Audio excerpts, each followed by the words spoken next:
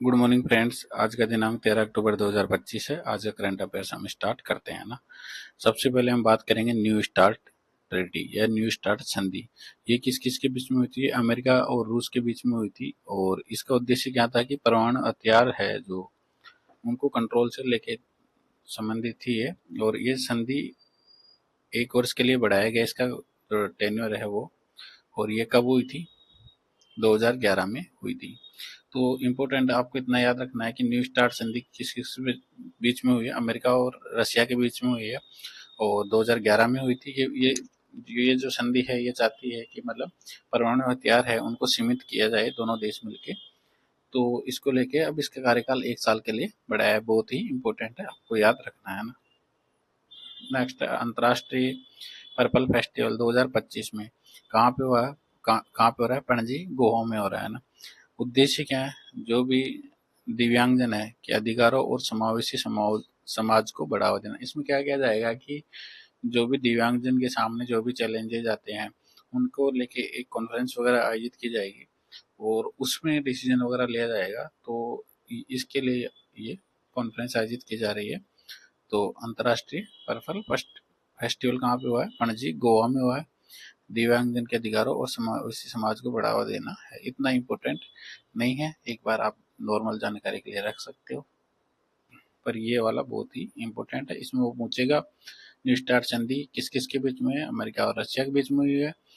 कब हुई है? 2011 में है। क्यों हुई है? परमाणु हथियारों को सीमित करने का समझौता है। और अब कितना कार्यकाल बढ़ा दिया? 1 साल है ना। नेक्स्ट है अंतर्राष्ट्रीय बालिका दिवस। हर वर्ष 11 अक्टूबर को मनाया जाता है और इसकी जो अब की बार की थीम है 2025, इन्वेस्ट इन गर्ल राइट्स और लीडरशिप और वेलबींग। ये तो कोई नहीं पूछेगा कि थीम क्या है, बस आपको इतना से याद रखना है कि अंतर्राष्ट्रीय बालिका दिवस कब मनाया जाता है? 11 अक्टूबर को। देखो आपका ऐसे तो पूछेगा ही नहीं कि विश्व पर्यावरण दिवस को मनाया जाएगा या पृथ्वी दिवस को मनाया जाएगा, क्योंकि सबको याद है ना। ऐसा क्वेश्चन मुझे नहीं लगता है कोई पूछेगा। आपसे पूछेगा ऐसे वाले क्वेश्चन, है ना। अंतर्राष्ट्रीय बालिका दिवस को मनाया जाता है भाई बताओ। तो ये 11 अक्टूबर को मनाया जाता है, बहुत ही इम्पोर्टेंट है। अब देश की पहली बुलेट ट्रेन मुंबई और अहमदाबाद के बीच में चलेगी। तो ये 2027 तक पूरी होगी, ऐसी मतलब गवर्नमेंट की योजना है। तो ये ट्रेन की स्पीड 320 किलोमीटर प्रति घंटा रहेगी और ये 508 किलोमीटर का सफर मात्र 2 घंटे में कर लेगी। और जापान की जो टेक्नोलॉजी की सहायता से ये हमारे इंडिया में निर्मित हो रही है। इतना इम्पोर्टेंट नहीं है, आपको बस इतना सा याद रखना है कि जापान की टेक्नोलॉजी है और ये मुंबई और अहमदाबाद के बीच। स्पीड वगैरह ये कोई नहीं पूछेगा आपसे ना, बस आपको इतना सा ध्यान रखना है। पहली बुलेट ट्रेन मुंबई और अहमदाबाद के बीच में स्टार्ट होगी और जापान की टेक्नोलॉजी से, है ना। ठीक है। नेक्स्ट है HDFC का माई बिजनेस QR लॉन्च। छोटे व्यापारियों के लिए डिजिटल पहचान और पेमेंट सॉल्यूशन के लिए। इतना इंपॉर्टेंट नहीं है, बस आपको एक नॉलेज के लिए रख सकते हो ना। ठीक है। नेक्स्ट है लॉन्च स्थान है जो ग्लोबल फिनटेक फेस्ट है। ग्लोबल फिनटेक फेस्ट 2025 है ना। भारतीय सेना का सक्षम एंटी ड्रोन ग्रिड सिस्टम, है ना। तो ये इसको इनोग्रेशन वगैरह हुआ है। तो ये जो सक्षम है ना, इसका पूरा नाम क्या है? सिचुएशनल अवेयरनेस और kinetic soft and hard kill asset management, है ना। तो ये क्या करेगा? 3000 मीटर की रेंज में ड्रोन का रियल टाइम डेटा वगैरह देगा। तो ये आपको इतना से याद रखना है कि ड्रोन से रिलेटेड है, 3000 मीटर की रेंज में ड्रोन का रियल टाइम डेटा देगा ना। बस इतना से याद रखना है कि ये सक्षम क्या है ना। अब है भारत की बायोडायवर्सिटी जो रिपोर्ट है, नेशनल रेड लिस्ट है ना। तो भारत में 17 मेगा डाइवर्स देशों में शामिल हो गया है भारत। और मुख्य जो हॉट स्पॉट रीजन है वो एक तो हिमालय है, पश्चिम घाट है, इंडो बर्मा है, सुडाल इंडिया। ये आपको याद रखना है। और सोनम वांगचुक का भी चल ही रहा है मुद्दा है थोड़ा सा। तो ये आपको इतना याद रखना है कि सोनम वांगचुक कहाँ से? लद्दाख से, है ना। सोनम वांगचुक कहाँ से? लद्दाख से ना। नेक्स्ट है स्पोर्ट्स। बहुत ही इम्पोर्टेंट है भाई, बहुत ही इम्पोर्टेंट है। आपको याद रखना है कि मिताली राज विशाखापट्टनम स्टेडियम में मिताली राज स्टैंड रखा गया है, मतलब एक स्टैंड का नाम उनके नाम पे रखा गया है। तो ये राजस्थान की महिला क्रिकेटर मिताली राज। मुझे लग रहा है कि किसी न किसी एग्जाम में डायरेक्ट आएगा कि राजस्थान की महिला क्रिकेटर जिसके नाम पर विशाखापट्टनम स्टेडियम में ऐसे करके नाम रखा गया। तो ये मिताली राज है, बहुत ही इम्पोर्टेंट है, बहुत ही इम्पोर्टेंट आपको याद रखना है ना।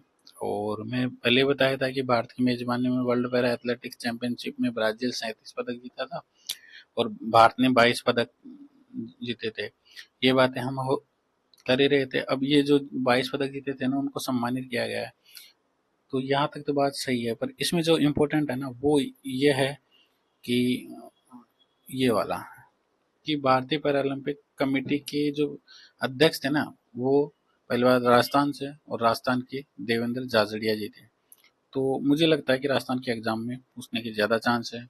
इंडिया के एग्जाम में ये पूछेगा, राजस्थान के एग्जाम में ये पूछेगा कि इंडियन पैरालंपिक कमेटी के अध्यक्ष कौन थे। तो ये राजस्थान के देवेंद्र झाझड़िया। देखो कितनी बड़ी चैंपियनशिप इंडिया में हुई है, और उसका जो अध्यक्ष है राजस्थान के हैं, तो राजस्थान के एग्जाम में तो चांस ज़्यादा बनते हैं मेरे हिसाब से। तो राजस्थान के देवेंद्र झाझड़िया थे, आपको याद रखना है ना। नेक्स्ट है राजस्थान स्पेशल सीरीज में बात करते हैं कि केंद्रीय शुष्क क्षेत्र अनुसंधान संस्थान, पहला तो ये बताइए कि काजरी कहाँ है। काजरी कहाँ है? जोधपुर में है। ओके। तो इसने क्या किया है कि मेहंदी की 2 नई किस्म विकसित की है, CZ-RS-PH8 और CZ-RS-PH9। तो काजरी ना मतलब मेहंदी की 2 नई किस्में विकसित की है, CZ-RS-PH8 और 9 है ना। ये आपको याद रखना है, इम्पोर्टेंट है ना। ये बहुत इम्पोर्टेंट है भाई, ये याद कर लेना। जोधपुर में अक्षरधाम मंदिर का उद्घाटन किया गया है और भव्य वास्तुकला के साथ नवीन धार्मिक स्थल है, ये आपको याद रखना है। नेक्स्ट है मैथ्स गर्ल वंशिका शर्मा, झुंझुनू से नेशनल रिकॉर्ड बनाया गया है, गणितीय प्रतिभा के लिए प्रसिद्ध है। इंपॉर्टेंट है, देख लीजिएगा, पर मुझे नहीं लगता इतना पूछेगा, पर याद रख सकते हैं थोड़ा सा बहुत है ना। ये बहुत ही इम्पोर्टेंट है। देश की पहली BS6 रिफाइनरी कहाँ पे स्थापित की जा रही है? पचपदरा में स्थापित की जा रही है, और जिसका 90% काम पूरा हो चुका है, और इस प्रोजेक्ट पर करीब 1 लाख करोड़ की लागत आएगी। तो बहुत ही इंपॉर्टेंट है। देश की पहली BS6 रिफाइनरी कहाँ पे स्थापित की जा रही है? पचपदरा में स्थापित की जा रही है। अब मैं देख रहा हूँ कि स्पेशल टुडे में आज मैंने क्या किया कि राजस्थान का पूरा ही ले लिया, मतलब जो ज्योग्राफी रिलेटेड था ये सारा, इकोनॉमी वगैरह, क्योंकि है ना इससे है ना कहीं हर एग्जाम में 1 या 2 क्वेश्चन सीधे आ रहा है, हर एग्जाम में। तो मैंने सोचा आज स्पेशल टुडे में क्यों नहीं पूरा कंप्लीट ही कर ले। तो आप, मैं मानता हूँ कि मैं जो पढ़ा रहा हूँ उसमें आप गलत नहीं करोगे, मुझे इतना उम्मीद है। अब देखिए करंट में मैं आपको बता दूं, काफी लोग बोल रहे हैं कि करंट, अब जैसे कल एक पेपर था, उसमें मैंने देखा कि नीट में टॉपर कौन है ना। तो आप क्या करोगे, 10 किताबें ढूंढोगे यार नीट में टॉपर, भाई ये तो याद कर लो भाई, नीट में टॉपर राजस्थान से। अब राजस्थान में कौन से डिस्ट्रिक्ट है, ऐसा तो ये मतलब क्वेश्चन पूछ रहे हैं आजकल। तो मेरे हिसाब से ऐसे क्वेश्चनों को अवॉइड कीजिए। 1-2 क्वेश्चन छूट जाएंगे तो वो तो है ही नहीं भाई। आज तक कोई एग्जाम में 100 में से 100% कट ऑफ गई नहीं है। कोई भी एग्जाम रहती है उसमें से 100 में से मुझे लगता है कि 75 से 80% जो सिलेक्शन हो जाता है। तो ऐसे क्वेश्चनों को छोड़िए, क्योंकि एक क्वेश्चन के लिए आप इतनी मेहनत करेंगे तो मतलब मुझे नहीं लगता कि वो समझदारी भरा डिसीजन रहेगा ना। तो ऐसे क्वेश्चनों को अवॉइड कीजिए, और जो इम्पोर्टेंट क्वेश्चन है ना वो देखिए। उस क्वेश्चन को छोड़ देंगे तो क्या हो जाएगा, है ना। तो आरपीएस ऐसे क्वेश्चन देख के बच्चों को उलझाना चाह रही है कि ताकि वो और ज्यादा पढ़े, है ना। तो ऐसे क्वेश्चनों में आपको पढ़ना नहीं है ना। अब स्पेशल टुडे करके मैंने सीरीज बनाई है। पहली बात हम बात कर रहे हैं कि राजस्थान, राजस्थान आपको पता है खनिजों की उपलब्धता और विविधता के मामले में देश का सबसे बड़ा जो समृद्ध राज्य है। आपको इस बात का याद रखना है, ये बार बार पूछा जाता है। यहाँ पे कितने 82 प्रकार के खनिज है, 82 प्रकार के खनिज उपलब्ध खनिजों में से लगभग 57 तरीके के खनिजों का खनन हो रहा है। 82 है और 57 तरह के खनिजों का खनन हो रहा है।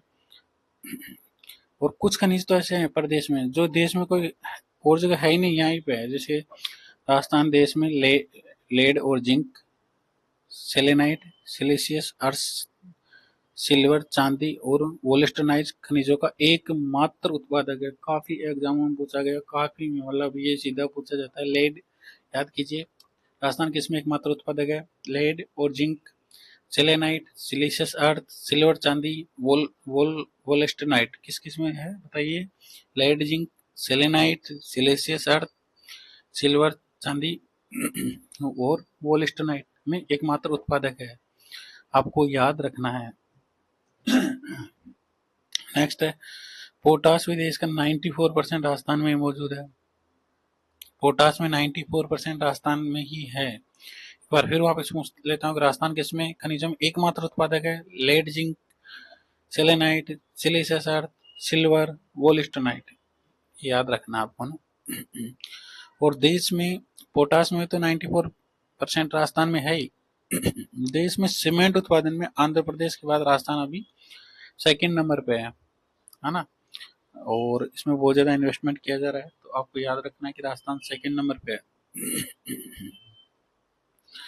और राजस्थान में जो सीमेंट उत्पादन के लिए जो मुख्य क्षेत्र है ना वो है चित्तौड़गढ़, आपने देखा होगा, सवाई माधोपुर आपने देखा होगा, ब्यावर, बूंदी, उदयपुर, सिरोही। एटलीस्ट ये जिले तो याद रखोगे ताकि क्वेश्चन पूछ ले तो हम करेक्ट कर सके ना। राज्य में सीमेंट उत्पादन मुख्य रूप से चित्तौड़गढ़, सवाई माधोपुर, ब्यावर, बूंदी, उदयपुर, सिरोही, मतलब जो आप राजस्थान के जो साउथ साइड जाएंगे ना, नीचे साइड जाएंगे तो आपको मतलब पूरा वहीं पे दिखेगा, जैसे पूरा बेल्ट है, जैसे चित्तौड़गढ़, सवाई माधोपुर, ब्यावर, बूंदी, उदयपुर, सिरोही सहित, है ना।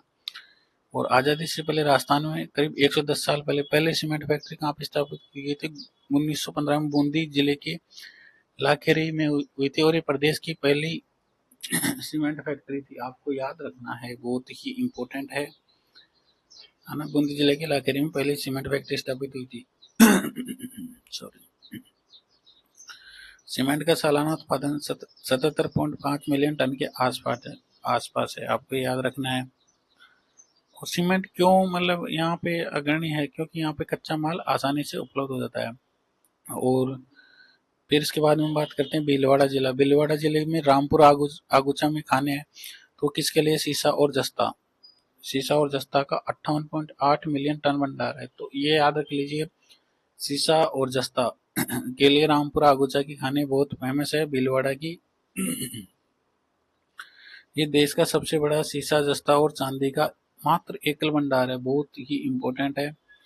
सिरोही जिले की डेयरी में बेस मेटल का भंडार है। सिरोही डिस्ट्रिक्ट में गोलिया में, बसंतगढ़ में भी बेस मेटल के भंडार है, और पिपला के भी भंडार है।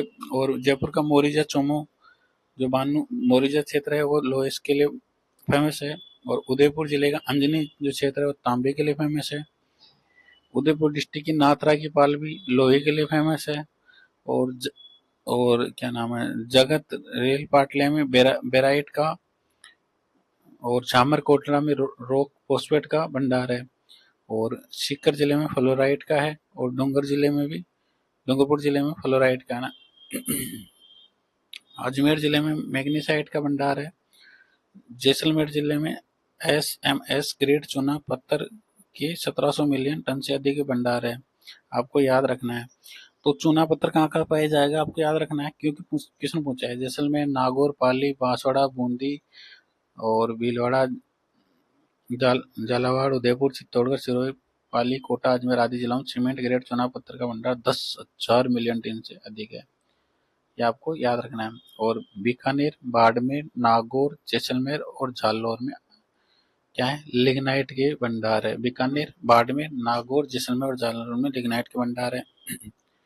बीकानेर जिले का पलाना, बरसिंहसर, रीरी, कल्याणसर, हाड़ला, खेनिया की बस्ती, दियात्रा, रानीरी और गुड्डा गुड्डा बिटनौ गादियाला, ये इसमें फेमस है ना। और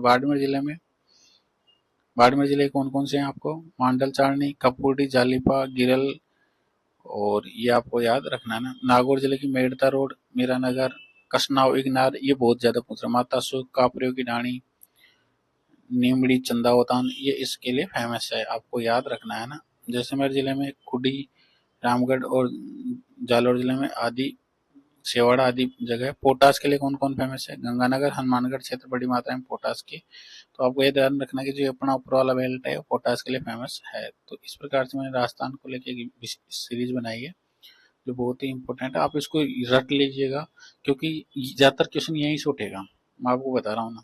अगर आप ज्योग्राफी और ये लेके जा रहे हो ना तो मतलब आप किसी भी एग्जाम में उठा के देख ला, मैं गारंटी के साथ बोल सकता हूँ कि इसमें से एक भी क्वेश्चन आता है ना। अब इम्पोर्टेंट क्वेश्चन हम ले लेते हैं। सबसे पहले बताइए, नोबेल शांति पुरस्कार किसको दिया गया था? बताइए, नोबेल शांति पुरस्कार किसको दिया गया था? बताइए। Maria Corina Machado. Maria Corina Machado कहाँ से है ये?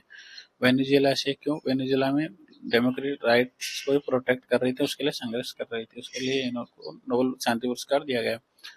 2025 का जो साहित्य का नोबेल पुरस्कार किसको दिया गया है? लाजलो क्रास्नहोरकाई को दिया गया। ये हंगरी के लेखक है ना। नेक्स्ट बताइए, यूपीआई को अब किसके साथ इंटीग्रेटेड कर दिया गया है? बताइए किसके साथ किया गया है? पेपाल वर्ल्ड के साथ, ठीक है। और इनाम में 9 नई फसलें जोड़ के अब कितने जो प्रोडक्ट है उसकी ट्रेडिंग कर देंगे? बताइए कितने कर सकते हैं हम? 247 के ना, बहुत ही इंपॉर्टेंट है। हरियाणा के सोनीपत में देश का पहला इलेक्ट्रिक ट्रक बैटरी स्वीपिंग और चार्जिंग स्टेशन शुरू हुआ है। बताइए एआई टूल ओपल किसका है? बताइए किसका है, आप बताइए किसका है? ये गूगल का है। और ये क्या करता है? बिना कोडिंग के ऐप बना सकता है ना। भारत को पहली बार मिस यूनिवर्स का ताज मिला, तो भारत की पहली मिसेज यूनिवर्स कौन है? बताइए। शेरी सिंह। और राजस्थान का पहला कछुआ संरक्षण केंद्र कहाँ पे स्थापित किया जा रहा है? धौलपुर में। कहाँ पे? धौलपुर में। और सीवरेज ट्रीटमेंट प्लांट इजराइल तकनीकी से कहाँ पे स्थापित किया जा रहा है? बताइए कहाँ पे स्थापित किया जा रहा है? जोधपुर में ना। और औद्योगिक विकास है तो मेगा प्लान में शामिल जिला जयपुर है ना।